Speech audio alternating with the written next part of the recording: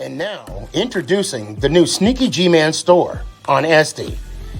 All you got to do, go on to SD, type in Sneaky G-Man store, and you could get your very own Are You My Malacca shirt, Samsung cell phone case, or just a cap or a beanie. Let's go Giants. Ow. Hey guys, I appreciate you wanting to enjoy the show. First, I got to give a couple shout outs. First off, I want to give a shout out to dresscomfy.com. She has the latest and greatest for Sneaky G-Man merch. So please, check it out. dresscomfy.com. Also want to give a shout out to 3 a.m. Water Hydration for the go-getters. Natural spring water. Go get it. Before we do the damn thing, I got to give a shout out to George's Trophies, aka Sergeant M Replica Trophies. Guys, Father's Day coming up soon. This is the perfect gift. Matter of fact, this is the perfect gift for any occasion. I mean, who wouldn't want a replica Super Bowl trophy of their team? The team that got the ultimate prize, the Lombardi Trophy. So when you get a chance, go to his Facebook page, George's Trophies, a.k.a. Sergeant M's Replica Trophies. Now, we gonna do the damn thing. You're listening to Make It Count, the Sneaky G podcast on Northeast Streaming Sports. Is this thing on? It's your boy Stefan, a.k.a. Sneaky G, man!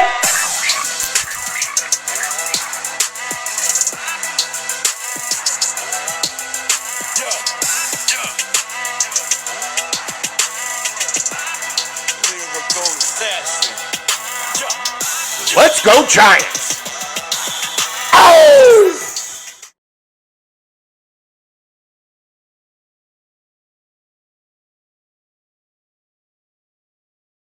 How about I turn on my mic? What's going on, everybody? It's your boy Stefan, a.k.a. Sneaky G, man. Yeah, that was, wow. And you know what? I'm not even, I mean, it's, yeah, it is what it is. Sorry, I muted myself and then I cough into the mic. I mean, wow. I don't know why that was laying down. That should be laying down. That should not. Okay. I'm going to fix that later. Okay. So today I want to do a little something different. And Nori, N-O-R-E, I want to give you props because I'm going to use something that you give or that you tell hip hop artists all the time that you're going to give, and you're great, you're legends, and you have your definition of legends, N-O-R-E. And I consider you a legend in the game. So speaking of the game, I want to do the same for the New York Football Giants. There's a few that are my favorite players. There's a few that I look up. I looked up. I can't even talk right now. I'm really excited. I'm really pumped about this. You know, as a child wanting to play football. And I'll tell you a little story about myself. So I became a Giants fan, 1986. Very first football game I saw was an 86 Super Bowl. Giants against the Broncos. My dad hated Elway. Okay, I don't know why. Elway, if you see this, I don't know what you did to the man, but he hated you. Okay, I didn't know you, and truth be told, I never hated you. Once I know who you are. Anyway, I did root for you 97 in that Super Bowl, by the way. Anyway, I digress. So I remember watching the game, and I was just fixated on that TV. I was so excited when the Giants won that I remember asking my dad, I said, I didn't know that the team got a championship ring. I said to myself, I asked my dad, I said, do each player get a trophy? And he said, no, they get a ring. And I was like, oh, okay, well, that's awesome. That's cool. And then thus started my obsession. I don't want to say, obsession with championship rings. As long as I want them. Anyway, so my dad wanted LT to just destroy Elway. He was excited when Leonard Marshall got a sack, and he was excited when Phil Simms was nearly perfect that game. For me, the star of that game was Phil McConkey. For me, that was the star because he was the emotional leader for me. Because as a kid and you're watching football, you want some kind of sign that your team is going to win, right? Well, that's what I was experiencing in '86. And I was like, oh my God, because the game was still close, blah, blah, blah.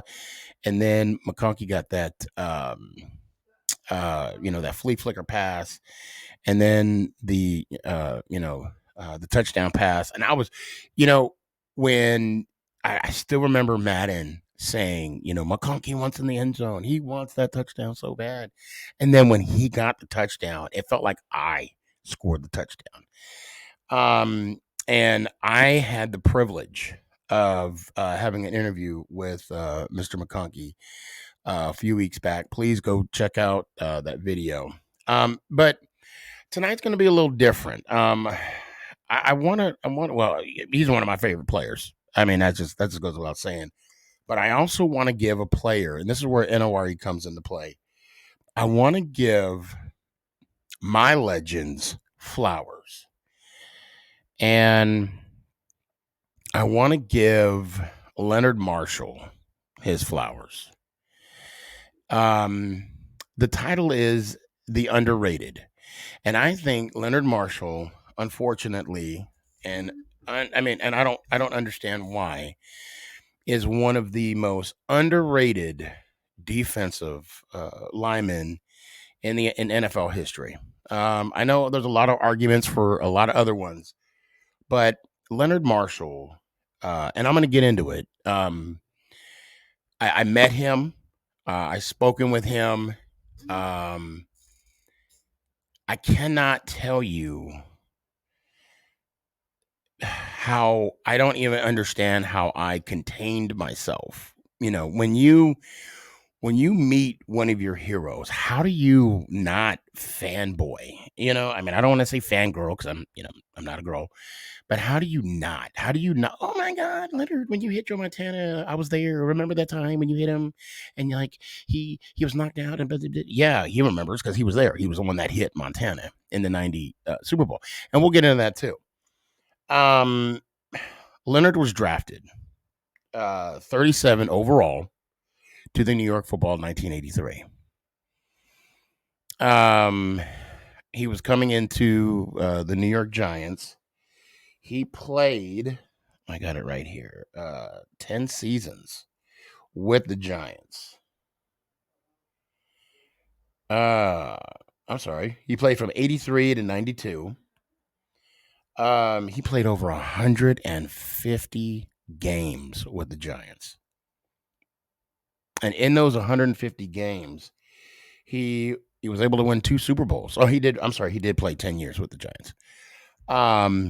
He was able to win 2 Super Bowls. Yeah, he was also 2-time Pro Bowler, second team All-Pro. A total of 83 sacks. And he got 80 sacks with the Giants. I mean, it has on the book 79.5, but come on. Right? And that's not even the most impressive part. I mean, look at that flat top. Come on. I mean, I know the picture's a little blurry, but there is no other flat top like that in the NFL. Best flat top. Oh, wait. Yeah, sorry, LT. Best flat. We'll look at LT's flat top here in a little bit because he's definitely one of my favorite players. Although he got the accolades that he deserved too, and we'll talk about LT on another night. But today, it's about this man right here, and this is the hit I'm talking about. The hit that was heard around the world. Now, for what reason? And as a fan, we don't know the reason or whatnot, but some of us believe that he should be in the Ring of Honor. Matter of fact, there was a petition that went around. I put my name on it, and I know thousands of Giant fans have done the same.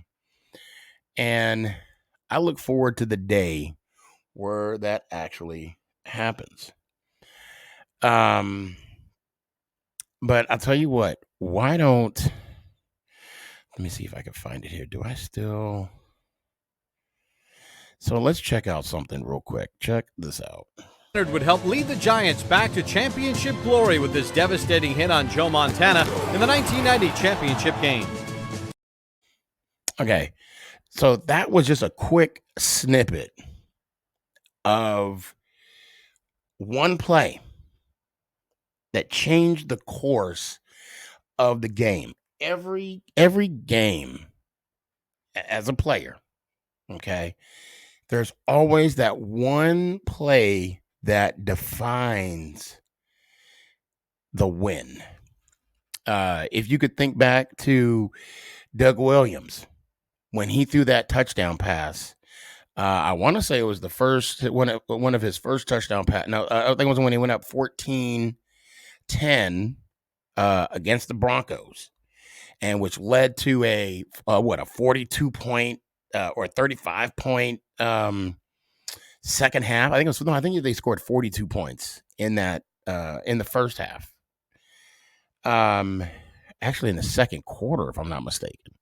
But it started with that one play. Now, those that don't remember, early in this season, this is the 1990 season, the New York Football Giants started off 10-1. The San Francisco 49ers started off 10-1. They were going to match head-to-head Monday night game. Had they would have lost the week prior, they deemed it the perfect game. But of course, as the media do, they jinx it. You ever wonder when they bring the field goal kicker? Oh, he hasn't missed a field goal all season. Oh, wide right. Oh, I shouldn't have said that. Yeah, you shouldn't have said that. But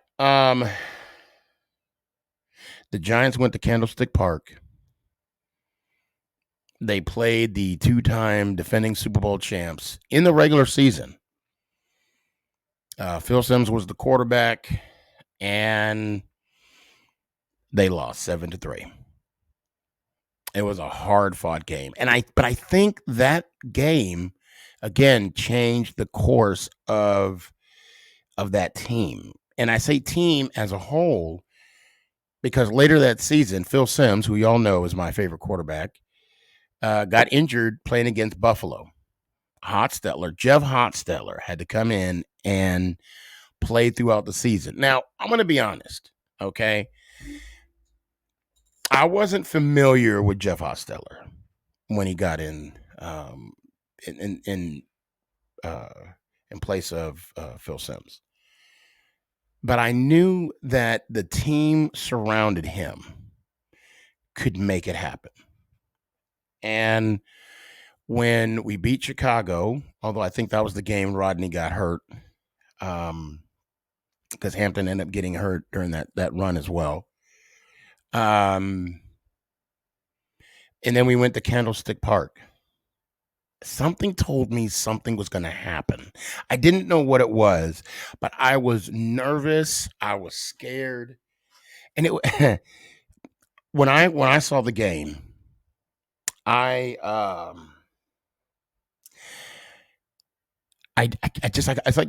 couldn't watch, but I had to. I had to watch my guys perform on that type of stage, because this was, so again, the first football game I ever saw was the 86 Super Bowl.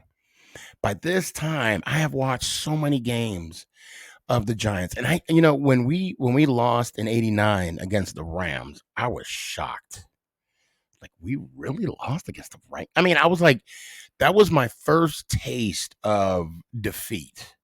And I remember as a kid, I was bummed out because I knew the type of team that we had.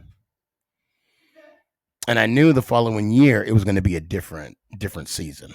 And I wasn't surprised that we went on, that 10-game winning streak. I wasn't at all.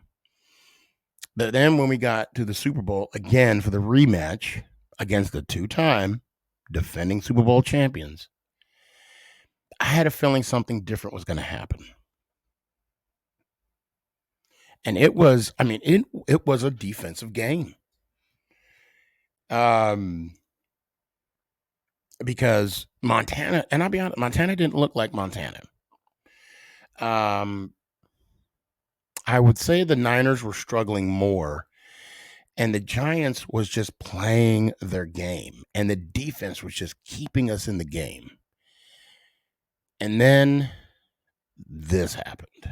Hostetler continues to loosen up behind the Giant bench. Here's Montana, long time in the pocket, but chased out, finally hit from behind. The ball's loose, and turnover maybe. I hear him say red ball. That's 49er ball. And Montana is still on his hands and knees. I'm sorry. I shouldn't laugh. It's not funny. The reason why I laugh is the fact that the moment Montana got knocked out of the game, basically, my dad changed the channel. When he realized, because he was a big Montana fan, when he realized that Joe Montana was not going to go back in the game, he was done watching the NFC Championship game. And I was like, what are you doing? He said, we don't need to watch that. The game's not over. There's a lot going on. We don't need to watch it. So I ended up watching the rest of the game in my room. He was mad.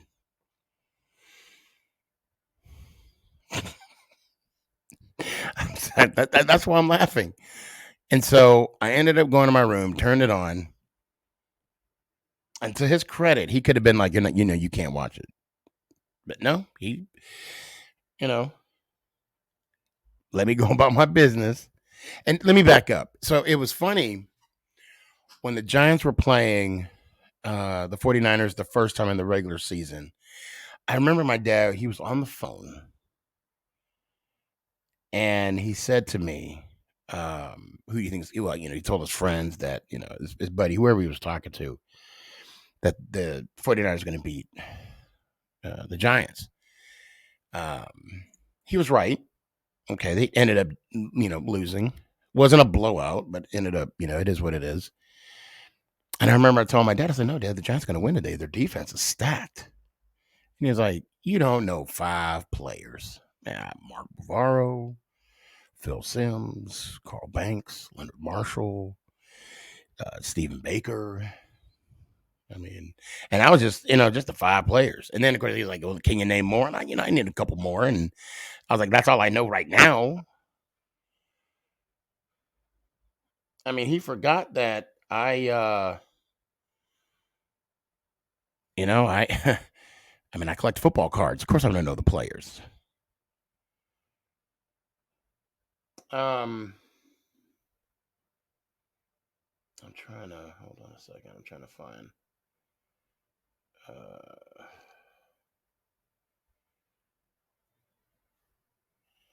Defensive stats real quick. For the,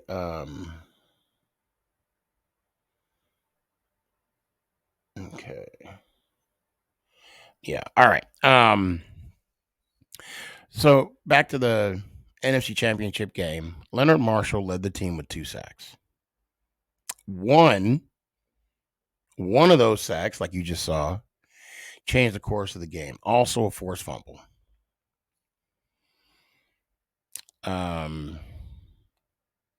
And those that aren't aware, Steve Young came into the game. Later on, hand the ball off to Roger Craig. To this day, I have no idea how it ended up in Lawrence Taylor's arms. But did he cradle that thing like a newborn baby? Yes, he did. And did I jump up and down in celebration of what just happened in the NFC Championship game against the 2-time Super Bowl champion? Listen, the 49ers the year before destroyed the Broncos 55-10.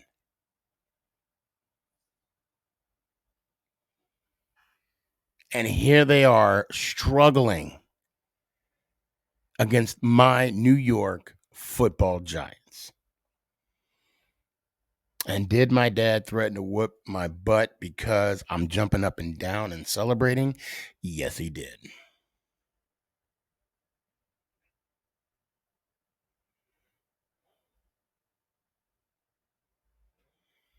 And Matt Barr lined up for the field goal. That was the longest few minutes of my life.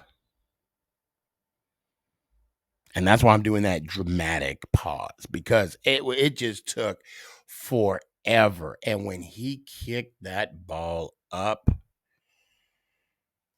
I jumped through the house. We're going to the Super Bowl. I'm like celebrating. And all my dad could say was, y'all only won because Montana wasn't in. And you know what? I've never been a smart aleck to my father, at a young age. My dad, he definitely was not my friend, but he definitely was not my enemy either. He was my dad. And I never, ever, ever, ever spoke, back. I never talked back to my dad up until that day. I said, well, we going to the Super Bowl. That's exactly what I said, Dad, you can say what you want, but we going to the Super Bowl. And the funny thing about my dad, I'll share with you, is that, my dad passed this time last year. Actually, what's today? Today is actually his, no, it's the 13th. Yesterday, he would have been 76. Because it just turned midnight right now. So yeah, yesterday, a minute ago, it was his 76th birthday. Sorry, it just kind of hit me all of a sudden. He would call me. When the Giants lost. Like every time you can, guaranteed, you got taxes. You got Eli starting 210 games consecutively until McAdoo came in. I ain't gonna talk about that. And then you got my dad calling me that Sunday or that Monday after or Friday after a loss.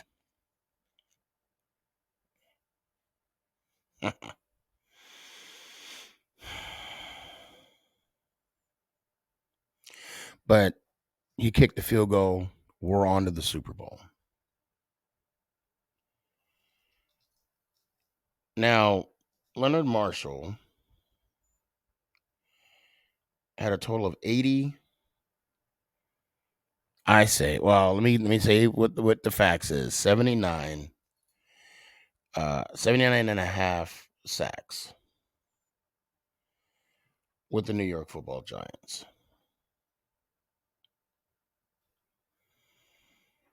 He played in Franklin, Louisiana. He went to LSU.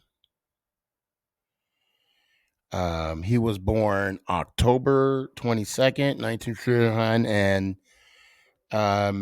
obviously number 70, defensive end. Like I said, 2-time Super Bowl champ, 2-time second team All-Pro in 85 and 86. And he was a 2-time Pro Bowler, 85 and 86. 177 games total. He amassed 83.5. My math, that's 84 sacks. He had 714 tackles.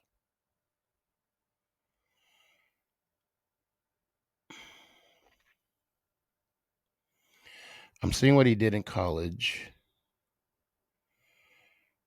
He accumulated 180 tackles and 5 sacks during his 4-year career at LSU. However, during his senior year, he had 53 tackles and 4 sacks. He was named the team's defensive MVP his senior year. He played a critical role in Alabama, the win over Alabama.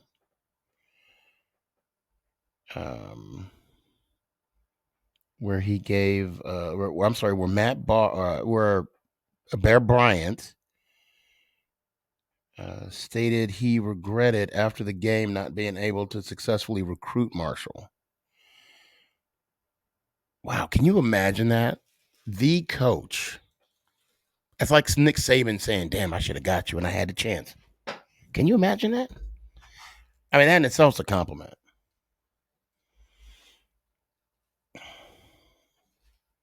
We're not going to talk about how they did in the Orange Bowl. I'm not going to talk about it.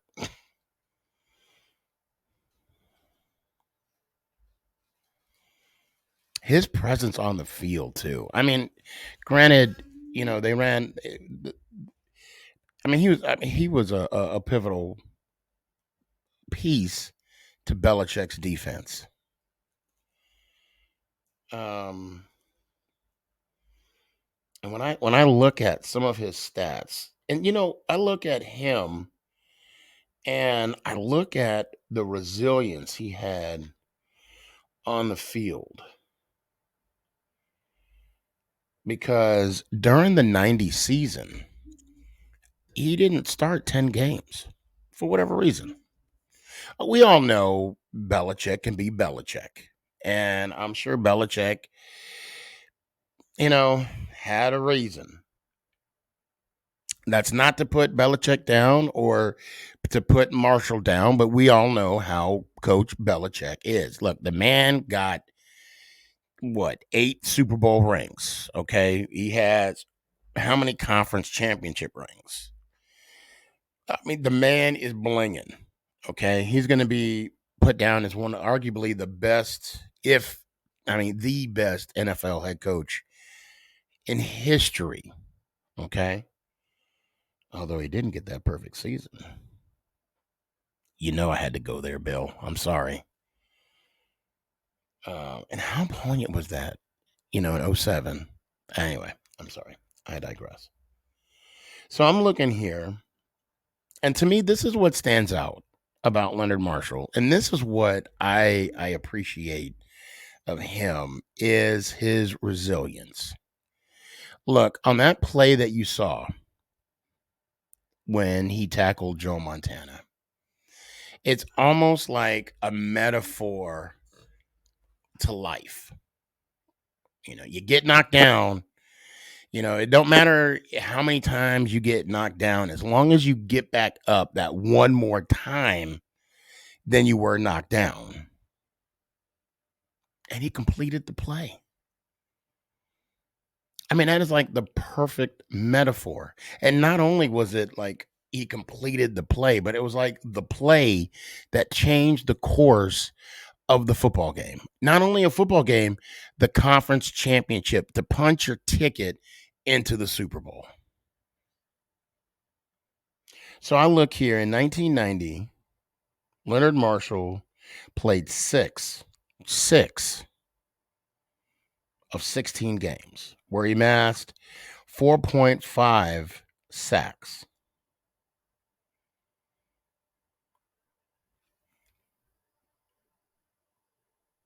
I don't, you know what? I don't know. I'm not going to speculate as to why that was the key. Why did not start more games? Why only 6? I don't recall him being injured. Well, no, I mean, he's played in all 16 games, started 6. Can you imagine? Let's just sit back and think for a sec. If he only had 4.5, let's just say 5 sacks in just 6 games, that's almost a sack a game.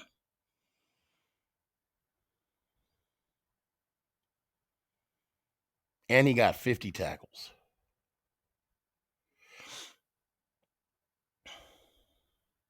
I wonder if it was a different scheme. No, I mean, Belichick likes that 4-3 or that 4-3 defense. Or no, 3. No, yeah, 4-3 deep. 3 down linemen, 4 linebackers. He likes that type of defense. Can you imagine? So let's say, he got 6. I mean, he was on pace so it was 4.5. Okay, well, let's just do this. 4.5, 6 games. What is that, like a half a sack a game? If that? Let's do quick math real quick. 4.5 divided by 6. Oh, shoot.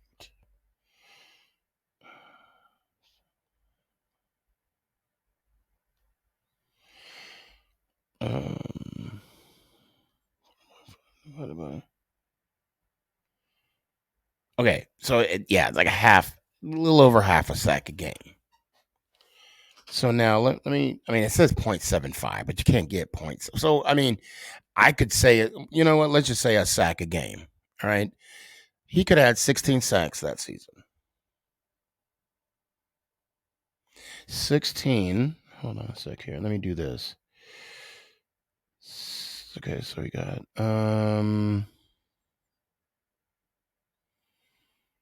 so let's do 12 plus 83 equals. He would have 95 sacks.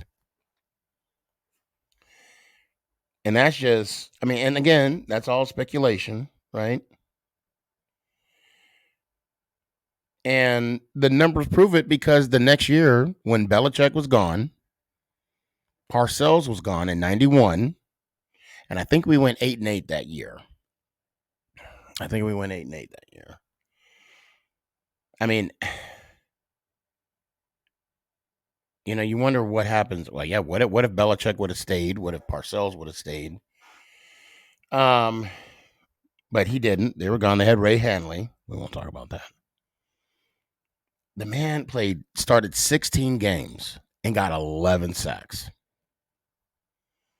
and 80 tackles. Now, so you want to talk about, you have a game, like you have a season that you did. You won the Super Bowl. You got the ring. But there are, there's some questions like, no, I know I can play. Coach, let me show you I can play. And he proved it. His resilience of getting back on the field, being a full-time starter, says a lot. And I appreciated that fact of Leonard Marshall. I appreciated that, he came out. And again, I'm a kid. I'm seeing what I'm seeing on TV. Hearing his name being called. I got his football cards.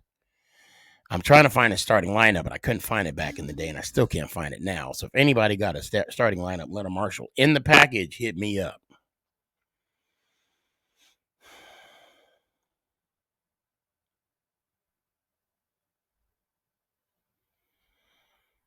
I'm just going through.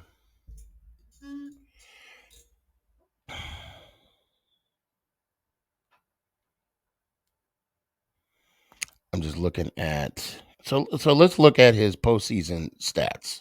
Okay. So career-wise, he has 83.5 sacks. Okay.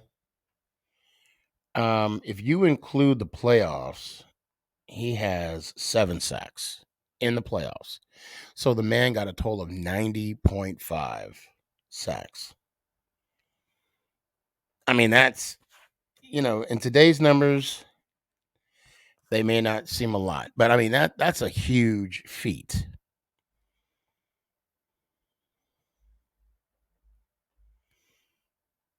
Let's see, 85, he got 1 sack. 86, he got 3. 1990, he had 3. I still can't believe we lost the Rams. Oh man, that's still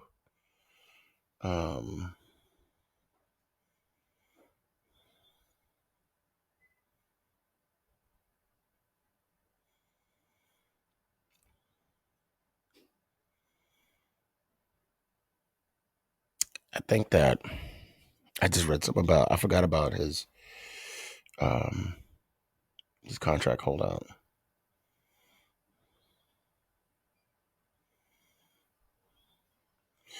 I mean, players got to be taken care of. And for one to disagree with the tactic of holding out, I don't, I'm not gonna, people know what they're doing, and if they feel that that's the best course of action, then it is what it is. But I do like the fact that the following year, he showed the Giants, yes, I got you 11 sacks. I may not have got you a ring, but I did my part. And that next year, man, they had that coordinator. Those were some dog days after that. Dog days. But so the thing about Leonard Marshall and other defensive players that are, underrated, which I don't understand, part of the Big Blue Wrecking Crew. When I saw the Super Bowl, the 86 Super Bowl, and then of course the 90, well, mainly the 86 Super Bowl, I wanted to be the next Leonard Marshall. I was a hefty guy. I felt that I could play linebacker. I felt I could play defensive tackle. And matter of fact, I remember we were doing a scrimmage, so the game didn't count, but it counted for me. We were playing flag football in elementary, and I got my first sack. I got, and they said it was accident because the guy ran the wrong way anyway. But hey, a sack is a sack. But the thing about defense, I suck at it. Yeah. So I had to take a hard look at myself and realize that I was not going to be the next Leonard Marshall and or Lawrence Taylor, okay, or even close to what Carl Banks is, right? So I switched over to quarterback, and I played number 11. I studied him, and we'll talk about Phil Simms later. But I want to also mention that in November of 2021, because it's 22 right now, when you get an opportunity to meet one of your heroes, it's a it's a special occasion. And I remember through his brother Kenny, he reached out to me. Shout out Kenny. And okay, so let me back up. I get a lot of people call me up. They say, "Hey, I'm Lawrence Taylor's nephew," or "I'm a friend of," and they start. I remember the first person told me that they were friends with Lawrence Taylor, and that they could get me an autograph signed football, and I was ecstatic. I was like, "Oh, really? No, okay, yeah." And I can, we can give him a call and blah blah blah, but I charge $150. I'm like, really, dude? And I played along. I didn't give any money. Because I'm not falling for no scam. And that's what it was. It was a scam. And I'm like, nah, man. I said, tell you what, let me talk to Leonard Marshall. Let me talk to Lawrence Taylor on the phone. And then I'll pay you. And then I'll give you $150. And he never called me again. I'm like, I knew it. I knew you were full of doo-doo. So, and then, of course, I got people telling me that they're Phil Simms' nephew, because everybody knows Phil Simms is my favorite quarterback of all times. I don't even know why he's not in the Hall of Fame. And to be honest, I don't even know why Leonard Marshall is not even in the Hall of Fame. I mean, he got the numbers. And that, not only did I say that, but Jim Jeffcoat also said the same thing. So Kenny called me up, and we were talking. He's like, "Hey, Leonard's my brother," and I'm like, "Another one." And then he was like, "Hold on a second." And when he said, "Hold on a second," I'm like, "Okay, breathe." It was like because normally when it's a scam, it don't go that far. It went that far. And when Leonard Marshall got on the phone, I said, okay, I got a fanboy for 1 second. Just give me this moment. And of course, we talked about the Montana fumble and the Montana hit and whatnot, and how much I looked up to him and appreciated him. And it was a great moment. Now, but then you fast forward to November, because I talked to him way before November, before the season started. We made plans to go to the Giants game, my very first Giants game at MetLife, where the Giants played and beat the Philadelphia Eagles. He was there signing autographs. And I'm like, this is perfect. So that ball right there. So, okay, let me tell you something. I'm going to pause for a second, okay? I'm a season ticket holder. Well, I was a season ticket holder for the Denver Nuggets. All right. And I have a basketball that's signed by a Hall of Famer English for the Denver Nuggets. Okay. And the next day, right? I mean, this was a big deal. I mean, a Hall of Famer, NBA Hall of Famer, signing a basketball.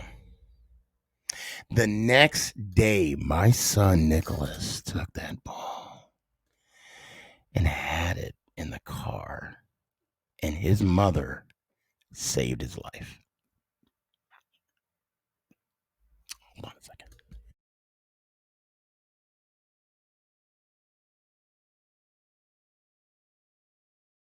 Okay, he's lucky he's in bed right now. Because she saw that he had that basketball. And she was like, I don't think you're supposed to be playing with that. And when she called me and told me that he had that basketball, you remember that scene from Kill Bill where everything turned red?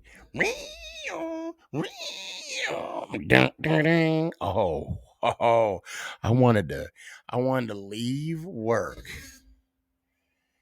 pick Nick up from school, take him to McDonald's, let him get a Happy Meal, buy him some ice cream, take him home and tear his butt up. But she saved his life.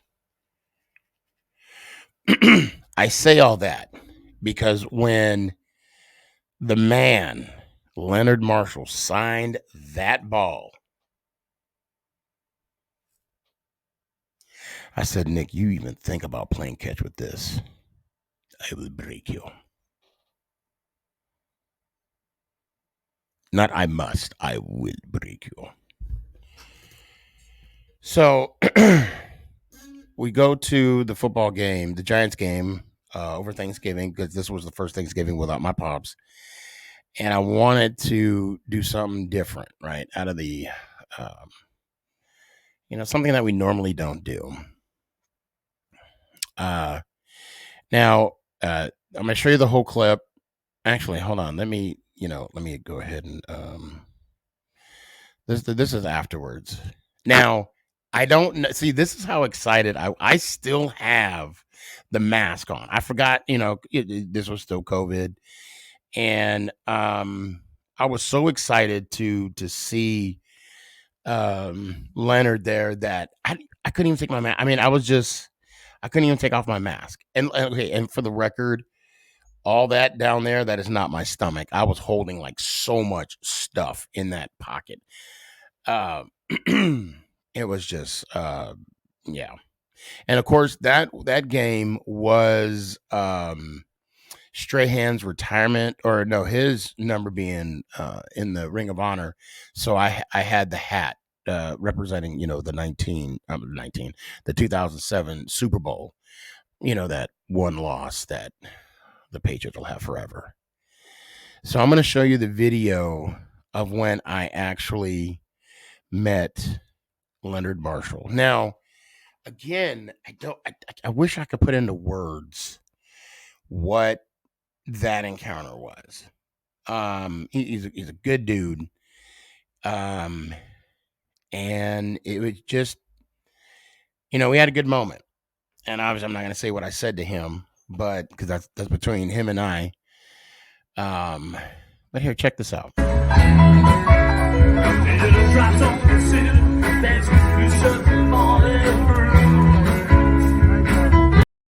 Okay, I got to pause right there. This sounds so bad. It was like meeting family. So, just, okay, I'm going to let it play.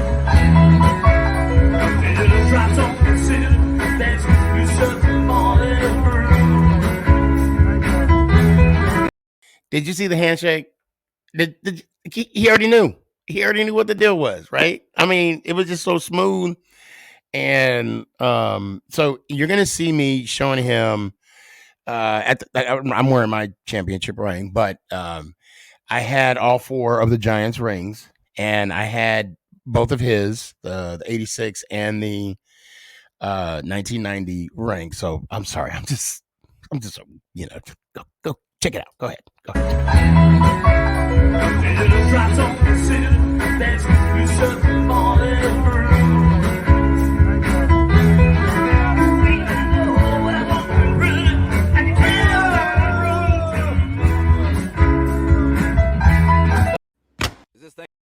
Okay, so the belt that I put down, that is this belt right here. This is the People's belt. And not only do I have him sign it, but everybody that, follows me on social media, they sign it as well. I'm sorry. This is just an awesome part. Go ahead.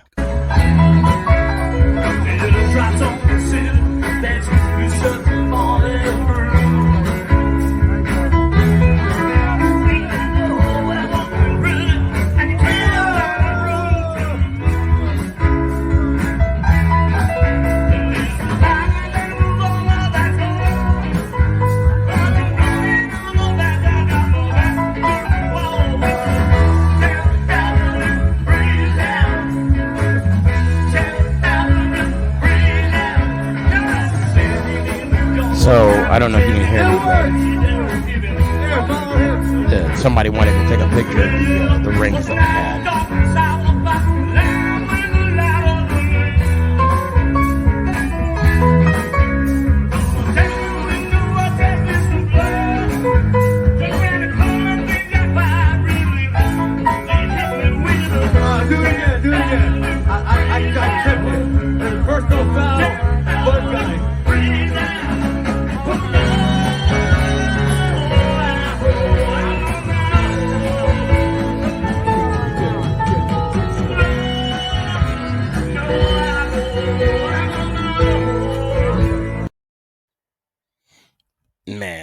that was so he was pointing. His wife was sitting on the side, to go say hi, which I did, of course.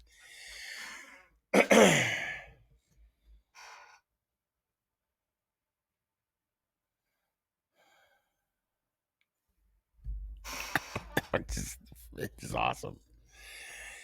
And the thing is, and I'm about to end this. I just want to let everybody know, and that goes with the Giants legends. I'm persistent. Yes. Okay. And I don't mean any, of course, I don't mean any malice towards, I'm not trying to be offensive and I'm not trying to be aggressive or anything, but just know that I'm coming from a good place. I want to show appreciation. It broke my heart when, McNair passed away, because you want to meet your people that you grew up.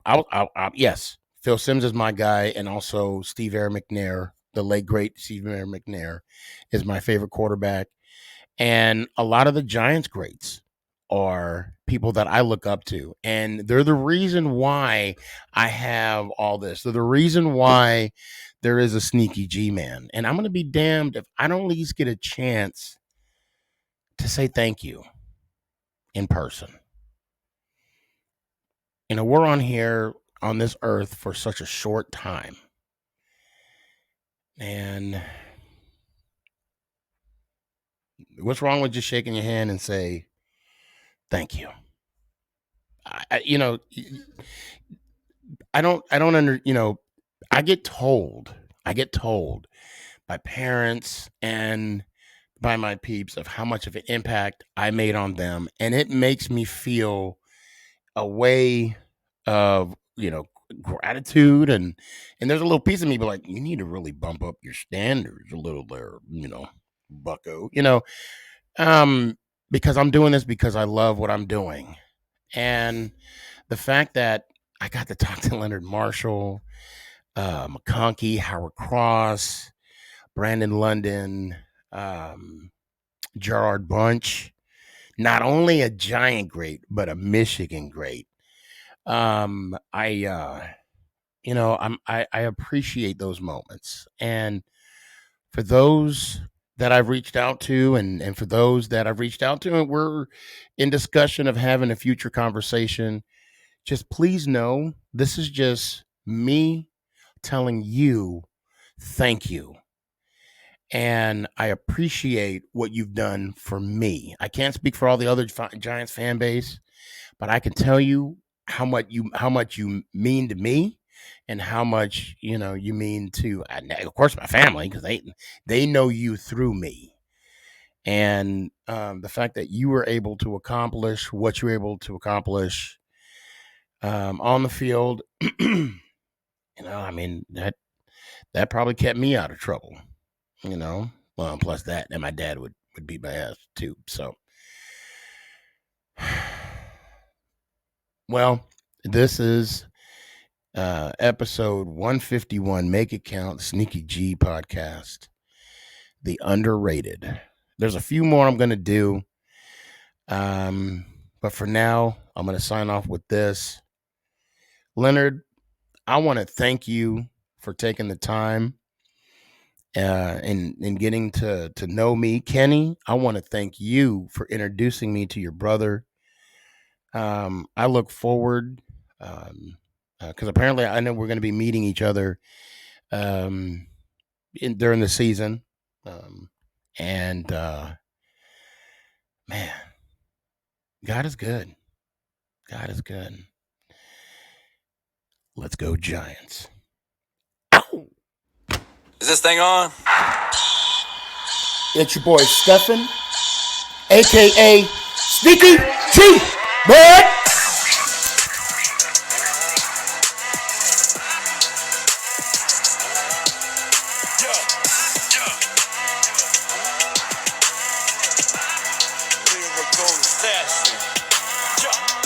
Let's go Giants! Oh!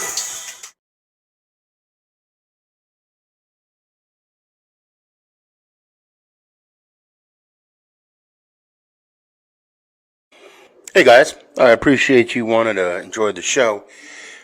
First, I got to give a couple shout outs. First off, I want to give a shout out to dresscomfy.com. She has the latest and greatest for Sneakyg man merch. So please check it out. dresscomfy.com. Also want to give a shout out to 3 a.m. water hydration for the go-getters. Natural spring water. Go get it. Now let's go do the damn thing. Before we do the damn thing, I got to give a shout out to George's Trophies, aka Sergeant M replica trophies. Guys, Father's Day coming up soon. This is the perfect gift. Matter of fact, this is the perfect gift for any occasion. I mean, who wouldn't want a replica Super Bowl trophy of their team? The team that got the ultimate prize, the Lombardi Trophy. So when you get a chance, go to his Facebook page, George's Trophies, a.k.a. Sergeant M's replica trophies. Now, we gonna do the damn thing. And now, introducing the new Sneakyg Man store on Etsy. All you gotta do, go on to Etsy, type in Sneakyg Man store, and you could get your very own Are You My Malacca shirt, Samsung cell phone case, or just a cap or a beanie. Let's go Giants. Ow.